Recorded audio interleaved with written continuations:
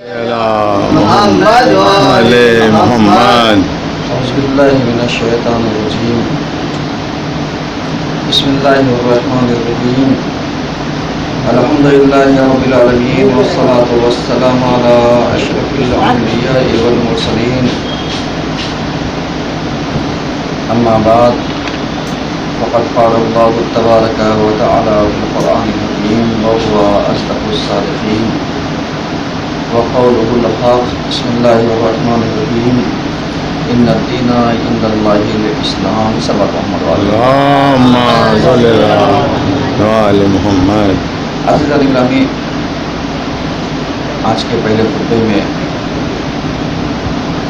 سلسلہ مباحث کو آگے بڑھاتے ہوئے ہماری گفتگو اس عنوان پر جاری ہے کہ کون سا دین اللہ کے نزدیک پسندیدہ. چونکہ آج کے زمانے میں ہر انسان کا دعویٰ یہی ہے کہ جس مذہب کے اوپر ہم عمل کر رہے ہیں وہی مذہب سب سے اچھا ہے. لیکن اس دعوے کی دلیل ہمارے پاس ہے یا نہیں ہے، اس دعوے سے ہم کتنا اتفاق رکھتے ہیں یا ہمارا عمل دین کے کتنے مطابق ہے. کبھی کبھی آپ دیکھیے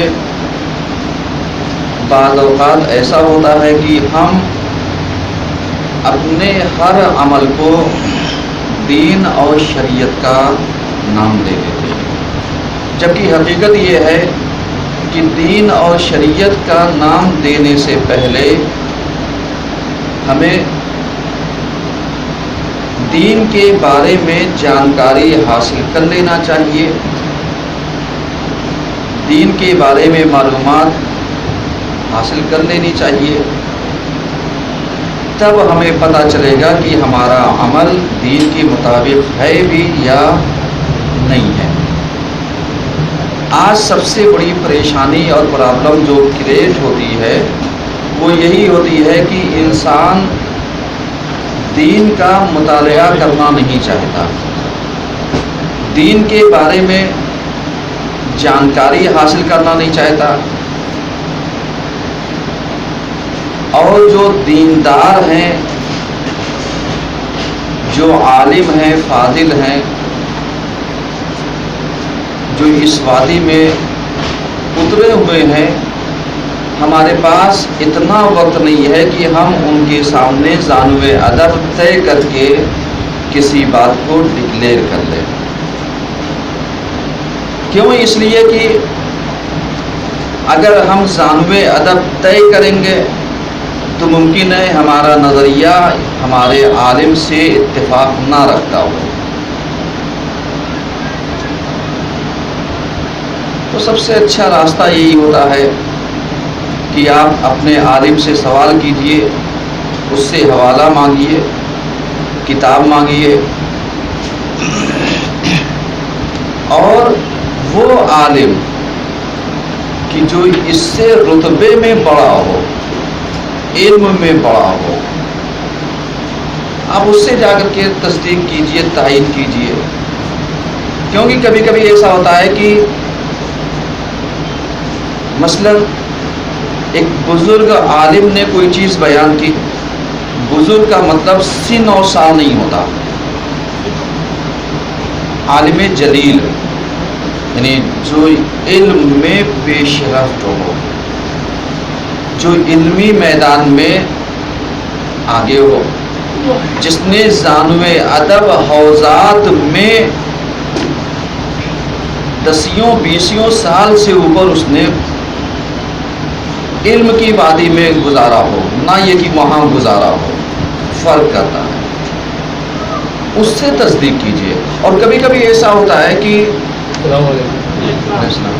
ہم ان مسئلوں کو سوال تو کرتے ہیں لیکن عالم کو موقع نہیں دیتے بولنے کا. مطلب ہم اتنا سامنے اس کے بڑبڑا دیں گے کہ وہ یہ سوچے گا کہ اس کے سوال کا جواب دینا بیکار ہے، یہ کچھ نہیں سمجھے گا. آپ سمجھیں یہ بہت ساری چیزیں فرق آتی ہیں. تو اب ایسی کنڈیشن پر آپ کو دین کی جو ڈیفینیشن ہے وہ کیسے سمجھ میں آئے گی، اور اس کے بعد دین کیسے سمجھ میں آئے گا، اور پسندیدہ دین کیسے سمجھ میں آئے گا کہ اللہ کے نزدیک پسندیدہ دین کون ہے. یہ ساری چیزیں کیا ہوتی ہیں، یہ فرق کرتی ہیں. اور ہم اپنی ذمہ داری کو کیا کرنا چاہتے ہیں، نبھانا بھی نہیں چاہتے. اگر نبھا لیں تو ہم چھوٹے نہیں ہو جائیں گے. بھئی عالم کے سامنے زانو ادب طے کر لینا برائی نہیں ہے، یہ آپ کا حسن اخلاق ہے، یہ آپ کا کردار ہے، یہ آپ کی تہذیب ہے کہ آپ عالم کے سامنے زانو ادب طے کیجئے. اسی لیے جو پیغمبران نے یا ہمارے ائمہ نے یا بزرگان نے جو ہمیں تعلیم دی ہے وہ یہی ہے کہ کبھی بھی عالم کے سامنے اپنے علم کا اظہار نہ کرنا. صحیح ہے.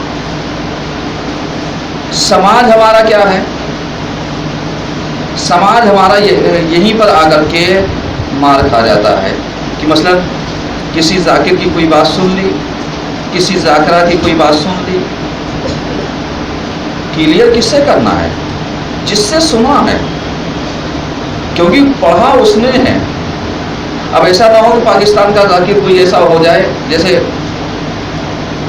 ابھی کل ایک سوال ہمارے پاس خود ایک آیا، اور آنے کے بعد ان کو جوابات دیا گیا. انہوں نے مطلب کچھ ایسے اعتراضات لا کر کے رکھ دیے کہ میں کتابوں کو نہیں مانتا، میں کچھ نہیں مانتا، یہ نہیں مانتا، وہ نہیں مانتا، کچھ نہیں.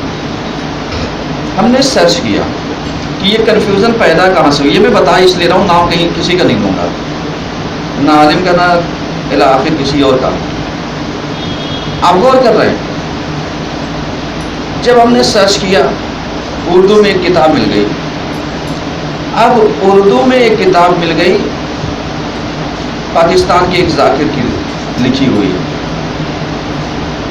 اب وہ ذاکر سے اگر آپ پوچھئے کس کتاب میں ہو، کہے گا کتاب میں موجود ہے. وہ جب کھولے گا تو معلوم ہے اپنی ہی لکھی ہوئی کتاب کا حوالہ دے رہا ہے. ایمانداری بتائیے، آپ اس کی بات کو قابل قبول کریں گے، مانیں گے؟ نہیں. بھئی ہم کوئی چیز لکھ رہے ہیں تو جہاں سے نقل کریں گے اس کا حوالہ دیں گے، نہ یہ کہ ہم یہ کہیں گے میری کتاب میں یہ موجود ہے. تو میری کتاب میں تو آج کے زمانے میں ہوں. سمجھ رہے ہیں؟ اور ہم بات کب کی کر رہے ہیں، 1400 سال کے آس پاس کی. تو اب 1400 سال کے آس پاس کی جو کتابیں نزدیک ہوں اس زمانے سے، آپ ان کا حوالہ لے کر کے آئیے تو یہ چیز قابل قبول ہے. لیکن پرابلم یہیں پر آ کر کے کریٹ ہوتی ہے کہ بہت سارے وہ ذاکر کہ جن سے آپ پوچھیے تو وہ اپنی ہی لکھی ہوئی کتاب کا حوالہ دے دیتے ہیں. صاحب ہے، موجود ہے. مثلا آپ ہنسیں گے، کبھی کبھی آپ کر رہے مثلا اگر کوئی ذوالجناح کا شجرہ ڈھونڈ لے،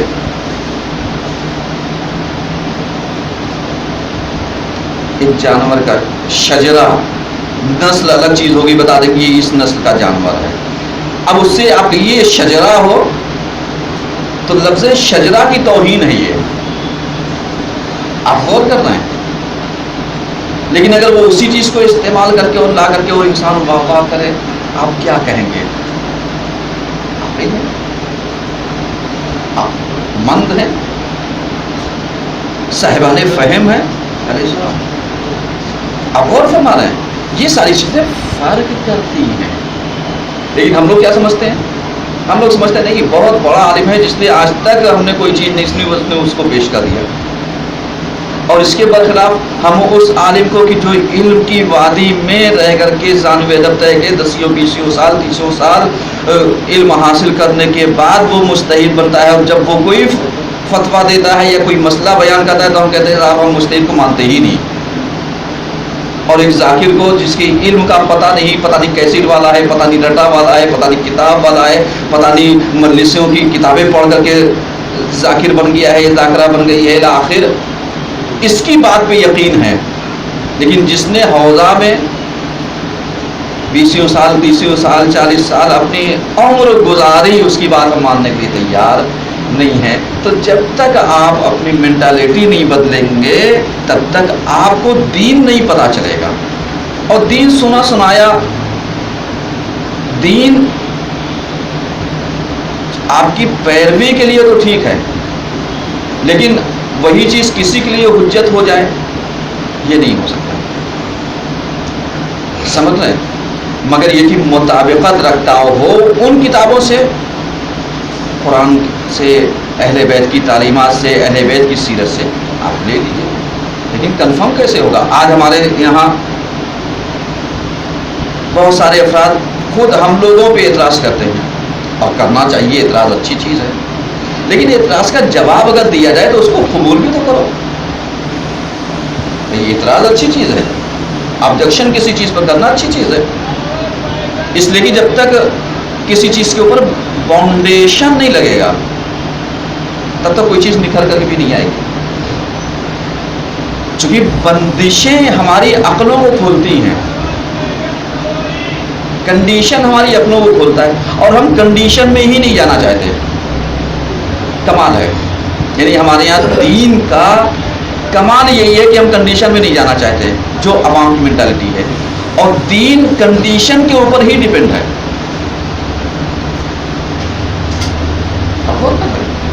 دین جو ہے وہ کنڈیشن کے اوپر ڈیپینڈ ہے. ہم کیا کر رہے ہیں؟ ہم اس کنڈیشن سے ہی دور ہیں. اب جب دور ہیں تو ہمیں کیسے پتہ چلے گا جو چیز ہم عمل کر رہے ہیں، جس چیز کو ہم بیان کر رہے ہیں، جو چیز ہم پیش کر رہے ہیں وہ صحیح ہے یا صحیح نہیں ہے؟ پتہ ہی نہیں چلے گا. خرابی کہاں پر ہے؟ خرابی یہیں پر ہے کہ ہم کنڈیشن کو نہیں اپلائی کرنا چاہتے. مثلا ایک مثال دیتا ہوں. ابھی کسی کے اوپر غسل واجب ہو جائے، صحیح ہے، صبح کی نماز میں اتنا ہی وقت ہو کہ وہ غسل کر سکتا ہو یا نماز پڑھ سکتا ہو. شریعت کیا کہتی ہے؟ آپ نماز قضا کر دیجیے. شریعت کہتی ہے کہ آپ اپنے لباس کو چینج کیے، بدن کو صاف کیجیے، غسل کے بدلے تیمم کیجیے اور نماز پڑھ لیجیے. اب یہاں پر ہم آگر یہ کہتے ہیں صاحب اس نماز سے میرا دل نہیں بھرتا. یعنی شریعت نے اجازت دی اور دل نہ بھرنے کے کنڈیشن کو لا کر کے آپ نے رکھ کر کے نماز قضا کرنا گوارا کیا، لیکن ادا کرنا گوارا نہیں کیا. غور کر رہے ہیں. اب اگر ایسے افرادوں سے دین لیں گے تو شک و شبہاتی والا تو دین رہے گا کہ جو خود اسلام کی کنڈیشنوں کو کہتا ہے ہاں اسلام نے اجازت دی لیکن میرا دل نہیں بھرتا. میرا دل کیا ہوتا ہے؟ تمہارا دل تو اللہ کے ہاتھ میں ہونا چاہیے، تمہارے دل کو تو اللہ کی پیروی میں اترنا چاہیے، تمہارے دل کو تو اللہ کے مطابق جو اس نے اصول بتائے ہیں، قوانین بتائے ہیں، ضوابط بتائے ہیں، اس کے مطابق چلنا چاہیے. لیکن ہم کیا کرتے ہیں؟ ہم اسی کے مطابق چلنا نہیں چاہتے.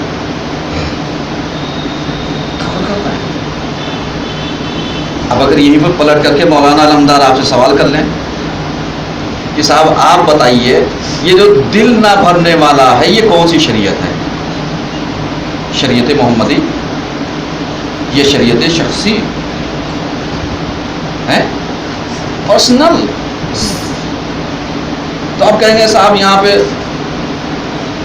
ہماری اپنی مرضی. اب اللہ کہے گا جہاں پہ تمہاری مرضی، اس کا مطلب کیا ہوا؟ دین کا پھر نام نہ دو، کہو میری مرضی، جب دل چاہے گا نماز پڑھوں گا، جب دل چاہے گا نہیں پڑھوں گا. اب یہ نہ کہنا میرا دل نہیں بھرا. غور کر رہے ہیں. لیکن یہاں پر بھی شریعت مرضی کے مطابق نہیں ہے آپ کے کہ صاحب آپ کا جب دل بھرے تو نماز پڑھ لیجیے، جب دل نہیں بھرے تو مت پڑھیے گا. شریعت کہے گی واجب ہے، ادا کرنا پڑے گا. کنڈیشن الگ الگ ہے کہ کہیں پر ہو سکتا ہے کہ ہم غسل کے بدلے وضو کر لیجیے، تیمم کر لیجیے.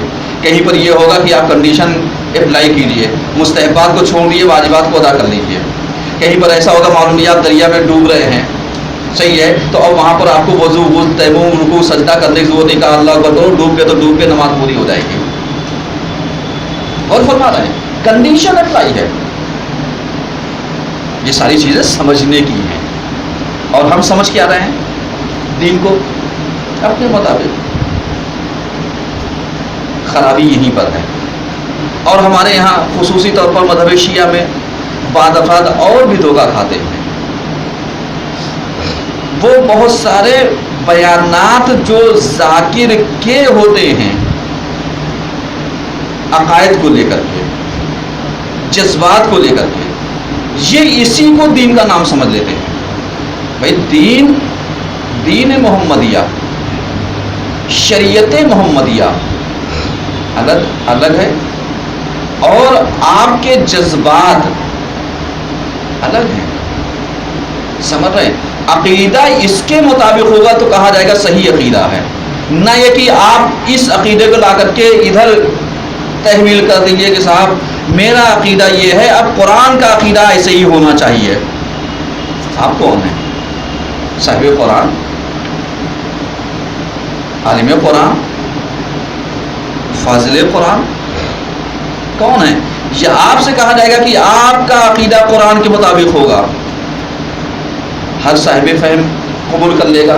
لیکن اب اگر آپ ذاکروں والا عقیدہ لا کر کے، آپ سب کی بات نہیں کر رہا ہوں، بعض کی، مطلب اس چیز کو ذہن میں رکھیے گا، سب کی عقائد خراب نہیں ہیں، لیکن بعض جو اپنے من مطابق اور من گھڑت بہت ساری چیزیں پیش کر دیتے ہیں. اب آپ کہیے میں ان کا فالوور ہوں، میں ان کو فالو کرتا ہوں، میں ان کے بتائے ہوئے کام پہ چلتا ہوں، تو یہ چیزیں سوچنے کی ہیں کہ ہر انسان ایک سوالیہ نشان، کوشچن مارک لگا دے گا آپ کی عقل کے اوپر. صاحب لگتا ہے ان کی عقل کیا ہے؟ کھسکے ہوئے ہیں.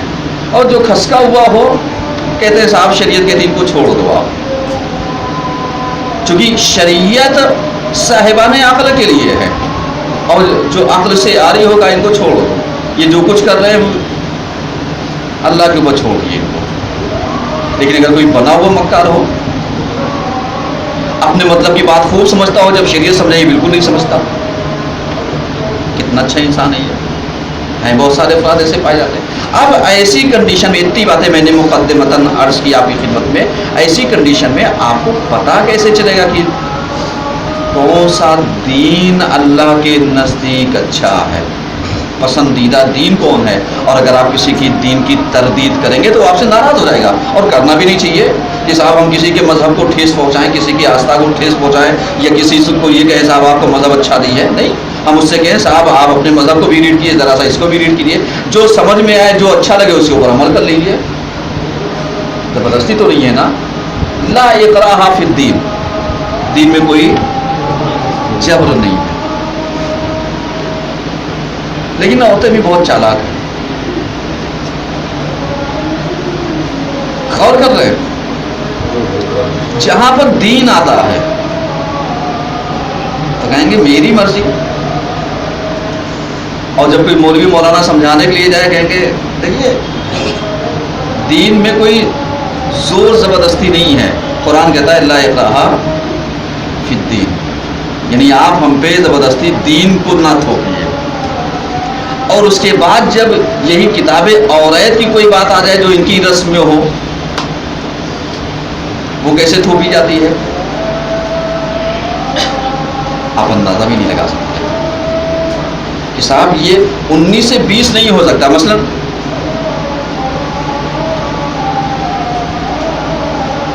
اگر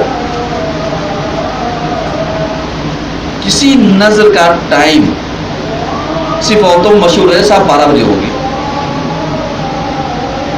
اب آپ کی مجال ہو جو 11 بجے کر لیں، کر لیں گے؟ آپ کی مجال ہو جو 12:30 بجے کر لیں ہے. اب ان سے پوچھئے یہ کون سا دین ہے؟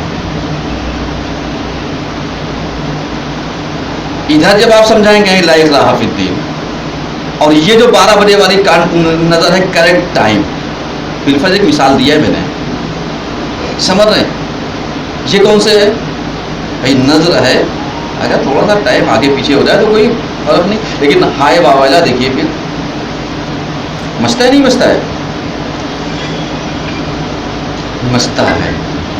लेकिन जब मचता है तो दीन कहाँ पर है? फिर तो औरत वाली वही कंडीशन आ गई ना। अब जब वो कंडीशन आ गई तो फिर बेचारा मर्द मजलूम अगर कह दे पर्दा कर लो, नहीं देखिए आप अपनी बात रखिए, दीन में कोई जबर नहीं है, डंडे किसे पड़ेंगे, शौहर को या औरत को? क़यामत के दिन हैं शौहर को पड़ेगा, औरत फायदे में तो है ही है। का अच्छा है पर्दा करते तो भी ठीक है, नहीं करते तो भी ठीक, पिटेगा कौन? साहब ये जो जिम्मेदार है ये पिटेंगे। अब यही कंडीशन कोई भूल जाए कब पिटेंगे? दीन है? ये समझिए, हर चीज के एक लॉजिक है, लॉजिक को समझिए। अल्फाज की बाजीगरी में चाहे अवामुन्नास हो, चाहे खिताबत हो, चाहे कोई खतीब हो, चाहे कोई आलिम हो, चाहे कोई जाकिर हो, अगर उसकी बात एक लॉजिक और मंतकी हो, लॉजिकली हो, तो उसे कबूल कर लीजिए। और अगर वो बातें अक्ल में आने वाली नहीं है तो आप कहिए मेरी समझ में नहीं आती, मुझे समझाइए। तब तो ठीक है, तब दीन समझ में आएगा, तब शरीयत समझ में आएगी। जब शरीयत का मुतालिया खुद करोगे तब पता चलेगा कि दीन क्या कहता है, कुरान क्या कहता है, अल्लाह क्या कहता है, हमारे पैगंबर क्या कहते हैं, हमारे अइम्मा ने क्या तालीम दी है, तब हमें पता चलेगा। वरना अगर एहसासात को तालीमात पैगंबर के आगे रख दोगे तो न दीन समझ में आएगा और ना अकायद समझ में आएंगी। जो मर्जी होगी वो फिर करोगे और उस मर्जी का नाम दीन का दोगे तो लोग फिर तुम्हारे दीन के ऊपर उंगलियां उठाएंगे। क्यों? इसलिए कि ये तुम्हारा बनाया हुआ दीन है, खुदा का बनाया हुआ दीन नहीं है। औज़ुबिल्लाहि मिनश शैतानिर रजीम, बिस्मिल्लाहिर रहमानिर रहीम। वल अस्र इन्नल इंसाना लफी खुस्र इल्ला लज़ीना आमनु व अमिलुस सालिहाति व तवासौ बिल हक़्क़ि व तवासौ बिस सब्र।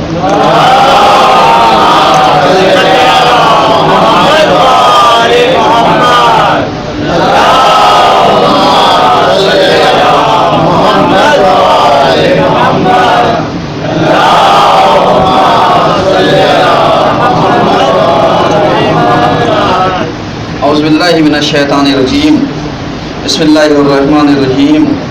अल्हम्दुलिल्लाहि रब्बिल आलमीन वस्सलातु वस्सलामु अला अशरफिल अंबिया'i वल मुरसलीन। अम्मा बाद फ़क़द क़ाल अल्लाहु तबारका व तआला फ़िल क़ुरआनिल हकीम व हुवा अस्दक़ुस सादिक़ीन व क़ौलुहुल हक़। बिस्मिल्लाहिर रहमानिर रहीम। व मन युअज़्ज़िम शाइरल्लाह फ़इन्नहा मिन तक़वल क़ुलूब। सल्लल्लाहु अलैहि वसल्लम।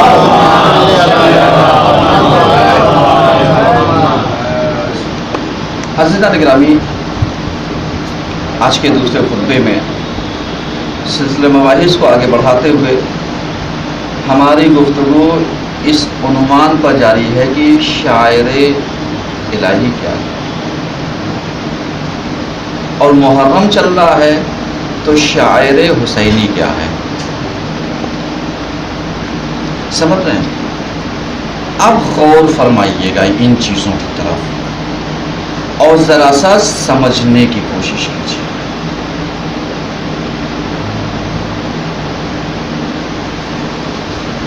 चूँकि हर वो चीज़ कि जो हमको अल्लाह से करीब करे वो चीज़ शायर-ए इलाही है। मतलब जिसको हम देखें और हम उसको देखने के बाद अल्लाह की याद में क्या हो जाए? मोहो हो जाए, अल्लाह की याद में पड़ जाए, अल्लाह की तरफ मुतवज्जे हो जाए। वो चीज़ क्या है? शायर-ए इलाही।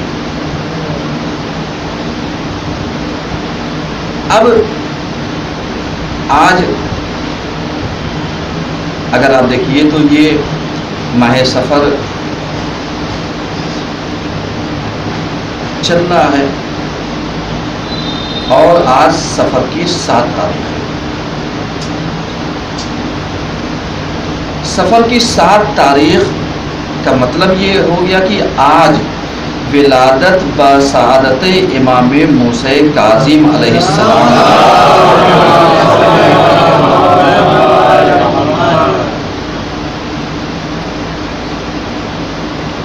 تو یہ امام جو ہے ہمارا،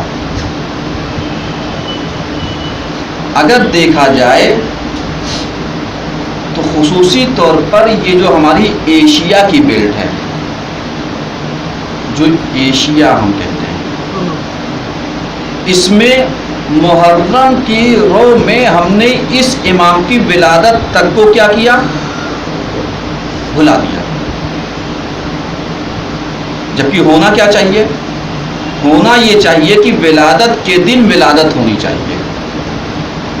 یعنی آج کا دن جو ہے یہ ہمیں میلاد، یہ ہمیں امام کی ولادت، امام کی خوشی ہمیں کیا کرنی چاہیے؟ منانا چاہیے.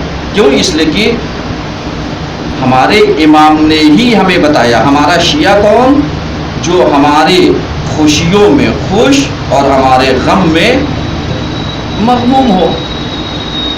لیکن اتفاقاً اور افسوس کے ساتھ کہنا پڑ رہا ہے کہ ہمارے یہاں 2 مہینہ 8 دن یقیناً ہم غم مناتے ہیں، لیکن اس غم میں اس امام کی ولادت کو ہم نے کیا کیا؟ فراموش کر دیا. اس کو زندہ کرنے کی ضرورت ہے، اس کو بیان کرنے کی ضرورت ہے. آج ذمہ داری یہی ہے یعنی علماء کی کہ اس کی طرف عوام الناس کو متوجہ کرائیں تاکہ اس امام کا حق ضائع نہ ہو. یہ مظلوم امام جو قید خانے میں رہا، ایسا نہ ہو کہ مطلب پوری زندگی گزر گئی اور ہم شیعہ ہونے کے ناطے اس کی ولادت کو بھی ہم بلا بیٹھے. آپ کم سے کم دین کا خیال کیجئے. یعنی مجلس عزا ہو، ایام عزا ہو تو کوشش کیجئے، برپا کیجئے، لیکن امام کے فضائل پڑھیے، امام کے مناقب پڑھیے، امام کی باتیں پڑھیے اور عوام الناس کو بتائیے کہ آج کا دن ولادت کا دن ہے. کوئی ضروری نہیں کہ 2 مہینہ 8 دن اگر ہم روتے ہیں تو اس دن اگر ولادت منا لیں گے تو کم ہو جائے گا. کم نہیں ہوگا. بھائی آپ مدرس برپا کیجیے جیسے کرتے ہیں. مصائب دن میں ہو رہا ہے نہ پڑھیے. یا اگر بہت زیادہ وہ ہے ایک آدھا جملہ پڑھ کر کے ختم کر دیجیے. یعنی ویسے وہ گریا کا ماحول کی مطلب جو یہ خوشی کا وہ کے مخالف ہو، اس سے تھوڑا سا گریز کیجیے. یہ چیزیں کیا ہیں؟ یہ چیزیں بیان کرنے کی ضرورت ہے. کاش میری باتیں دور تک جائیں اور اس پر ہر عالم کو، ہر انسان کو، ہمیں اور آپ کو متوجہ ہونا چاہیے. اس لیے ایران وغیرہ میں آپ دیکھیے، ایران وغیرہ میں ٹی وی وغیرہ کے اوپر یہ اس کے اوپر وہ باقاعدہ ولادت کے دن کا آج پورا پروگرام چل رہا ہوگا. یعنی امام کے اوپر ایسا نہیں کہ مطلب بس ہم نے خوشیاں بھلا دی امام کی، غم ہی غم ہے. نہیں، اس خوشی میں بھی غم شامل ہے، لیکن خوشی اس لیے بنا رہے تاکہ امام کا حق ضائع نہ ہو. سمجھ رہے ہیں؟ کیوں؟ اس لیے کہ بھی وارث ہے پردے غیب میں. ایسا نہیں کہ وہ سوال نہیں کرے گا. اب آپ ذرا سا غور کیجیے.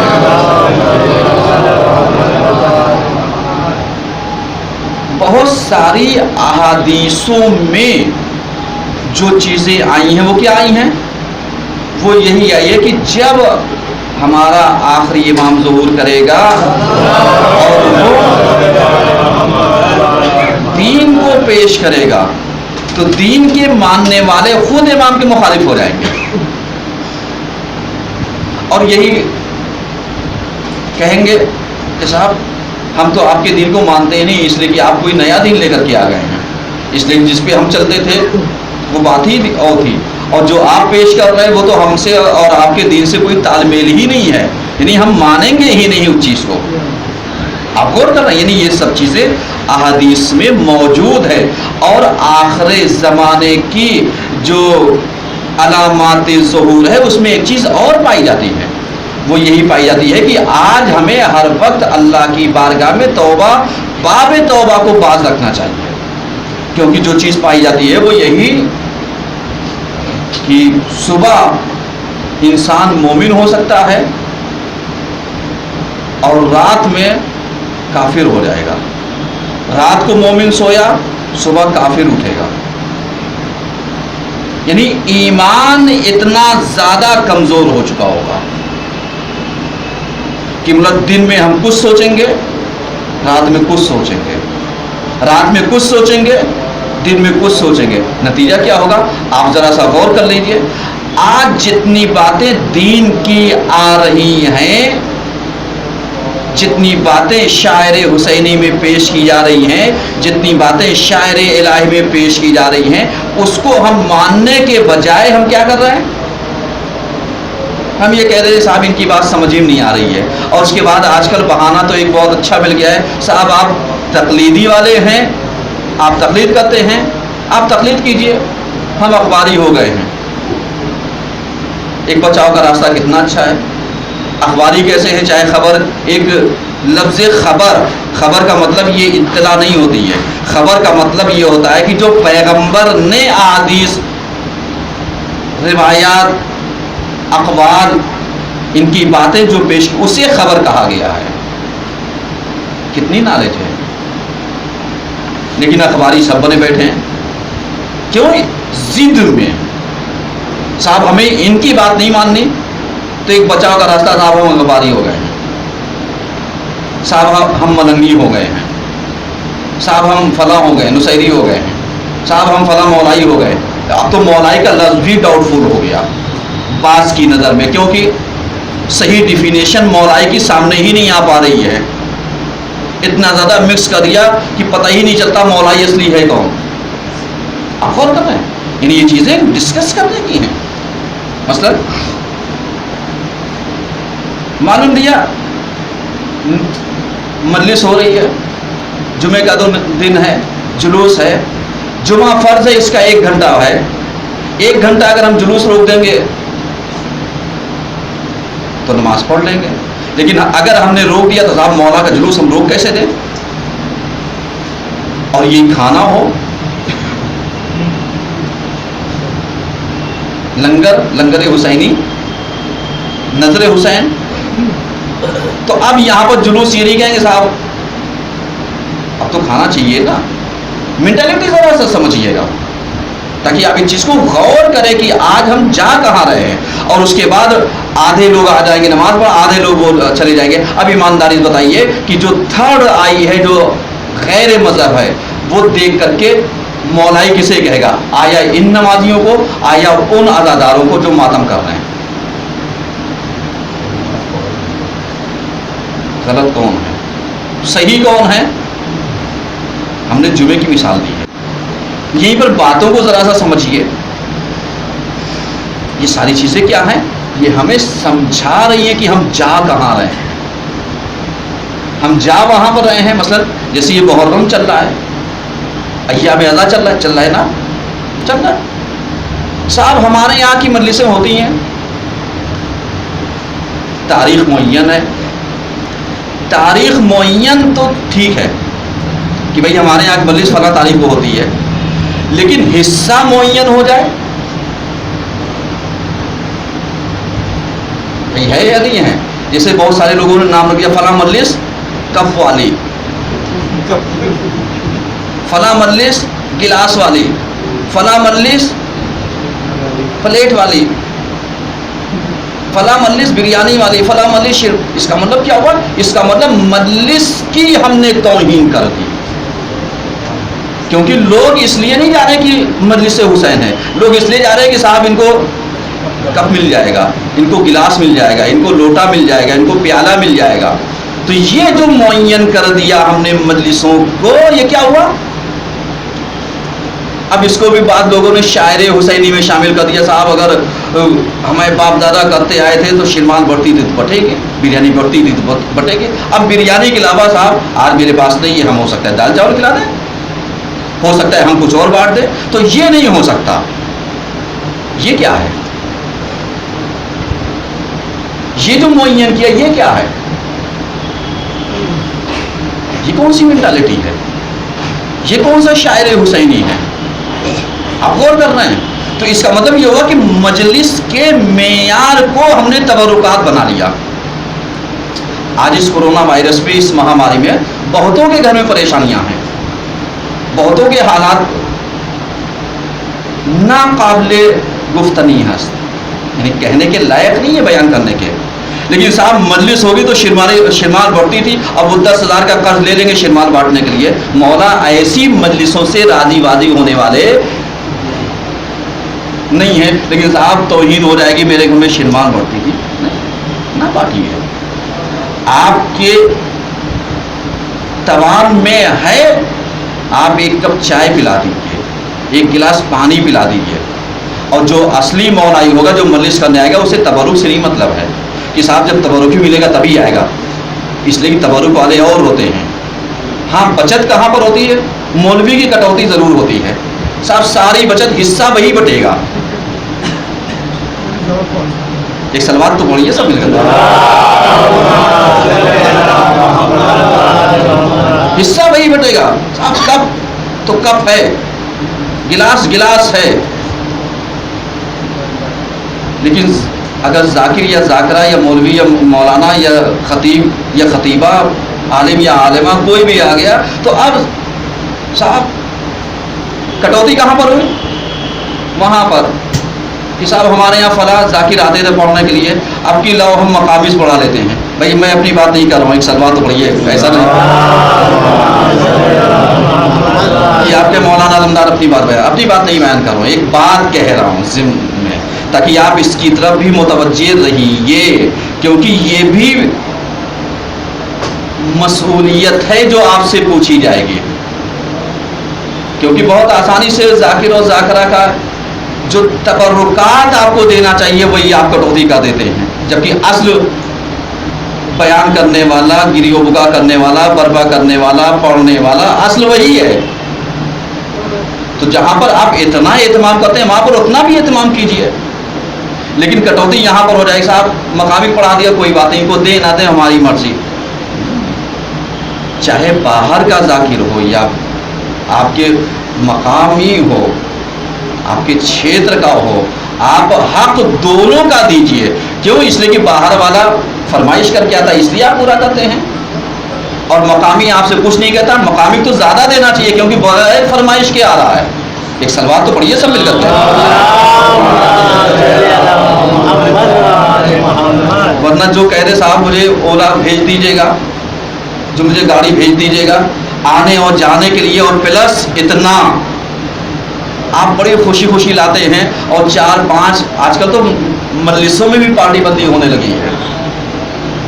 سمجھ رہے ہیں؟ یہ سب سمجھیے گا شاعر حسینی میں کیا کیا شامل حال چیزیں بنا دی گئی ہیں. پارٹی بندی صاحب, یہاں پر مولانا علمدار, اپنی بات کر رہا ہوں, کسی کا نام ہی نہیں لوں گا, مولانا علمدار اگر مجلس پڑھیں گے بیٹھ کر کے, سامنے بیٹھنے والا اسے اتنا سکون ملتا ہے, سو جاتا ہے, اتنا سکون ملتا ہے سو جاتا ہے. مولانا علمدار کی باتیں اتنی شیرین ہیں کہ خواب آور ہیں. اور یہی جب کوئی ذاکر آتا ہے تو ہم پہلے سے الرٹ رہتے ہیں کہ اس کے جملے بھی نکلنے نہیں پاتے, ہم سمجھ جاتے کیا کہہ رہا ہے. ایک سال بات پڑھیے سب مل کر,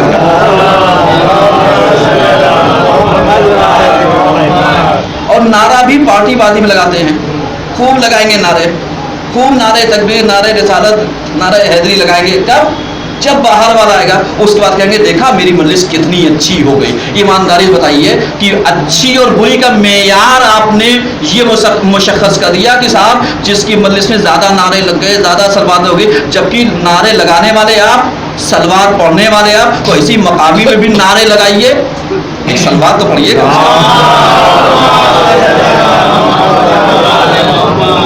समझ रहे,